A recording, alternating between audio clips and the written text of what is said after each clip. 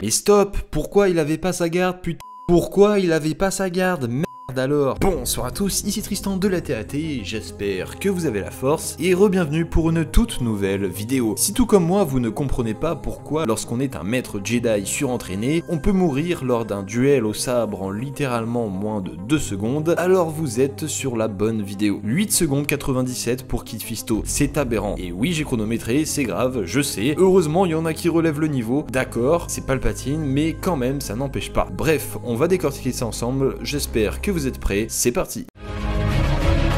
Nous serons les maîtres des Jedi. Enfin, nous aurons notre revanche. Quelle bonne idée de venir vous joindre à nous. La fête est terminée. Tu étais l'élu, c'était toi.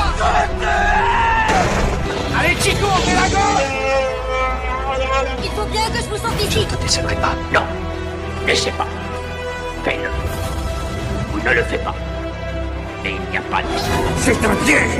Dis à ta sœur que tu avais raison. Quelle bonne idée de venir vous joindre à nous. Avant d'aller plus loin, sachez juste que nous parlerons pas du fait que le scénario impose que Windu se retrouve tout seul avec Palpatine, mais vous verrez que les arguments qui suivent sont très cohérents et on commence tout de suite avec le fait que c'est George Lucas qui a changé d'avis le jour du tournage pour tourner cette courte scène où l'on voit ces 3 Jedi massacrés en quelques secondes seulement. À la base, le combat de ces derniers devait durer beaucoup plus longtemps et Kit Fisto devait même se retrouver face aux gardes impériaux de Palpatine, que l'on aperçoit quelques minutes après lors du duel contre Yoda. Dites en commentaire ce que vous en pensez, mais perso, quand je repense à tout ça, ça me déçoit. Je me dis que ça aurait été tellement mieux si on avait eu une vraie scène de combat entre ces 5 personnages. Au final, on se dit que c'est juste l'histoire que Palpatine se retrouve en face à face avec Windu. Après, qui sait, George Lucas avait peut-être ses raisons, et puis vu tout ce qu'il a créé à côté, on lui doit bien ça. Premièrement, le cri de Sidious.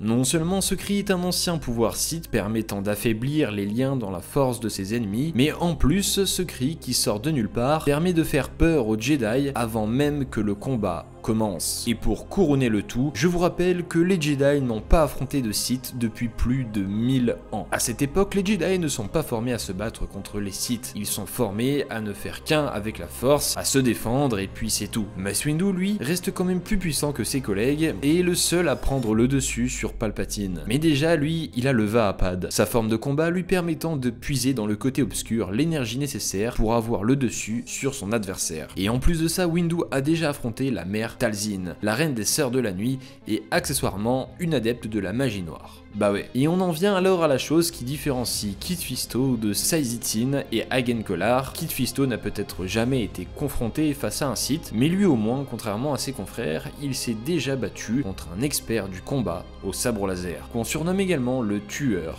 de Jedi. Et oui mesdames et messieurs, je parle bel et bien du général Grievous. Dans la saison 1 de The Clone Wars, Grievous cherche à éliminer un membre du conseil pour prouver au Comte Dooku sa loyauté et son expertise. La République cherche à remettre la main sur Nut Gunray juste après son évasion et on voit donc Kit Fisto et son apprenti Nadar Veb accompagnés d'une poignée de clones pour retrouver Nut Gunray. Mais bien sûr, c'est juste un piège que Dooku a mis en place pour attirer les Jedi, puis les tuer. Je vous invite vraiment à aller visionner l'épisode en question si ça vous intéresse. C'est l'antre de Grievous, l'épisode 10 de la saison 1 de The Clone Wars. Dans cet épisode, les Jedi et les clones vont vivre des atrocités et Kit Fisto va perdre tous ses soldats ainsi que son très cher padawan Nadar Veb, tué sous ses yeux par Grievous. Malgré ça, Fisto garde son sang-froid en combattant Grievous et en parvenant à s'échapper avec l'aide de son droïde. Et là, dites-vous une chose, tous les Jedi ne sont pas capables de combattre Grievous. Tous ceux qui ont déjà essayé sont morts, ou alors ils se sont enfuis. Il suffit de voir la série Clone Wars sortie en 2003. Et si c'est aucune de ces deux options, alors c'est Grievous qui s'est échappé. Si Obi-Wan a réussi à tuer Grievous, c'est d'une part parce qu'il l'avait déjà affronté, plusieurs fois même, et d'autre part parce que c'est même pas grâce à l'aide de son sabre laser qu'il arrive à le tuer, mais en lui tirant dessus avec un blaster, de loin, je vous le rappelle quand même. Après on va pas débattre, pour moi Obi-Wan était largement à la hauteur face à Grievous. Bref, ça prouve bien qu'affronter Grievous c'est un bel entraînement. Grievous est puissant, mais surtout imprévisible, tout comme Palpatine. Et d'ailleurs, il suffit bien de voir la façon dont il meurt. On voit vraiment qu'il ne s'y attend absolument pas, tout comme les autres Jedi. Il les a tous tués de la même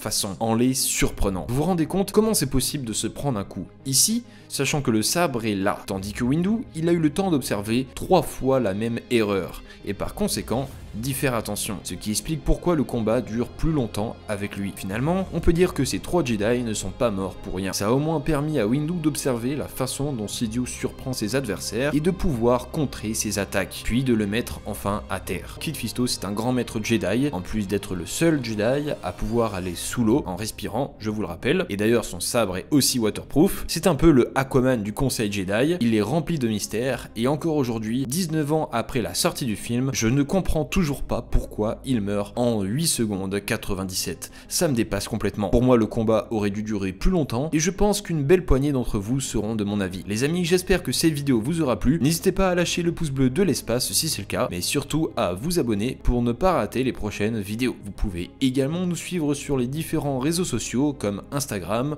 ou TikTok. De mon côté, je vous dis à plus pour une prochaine vidéo. C'était Tristan de la TAT, prenez soin de vous et surtout que la force soit avec vous.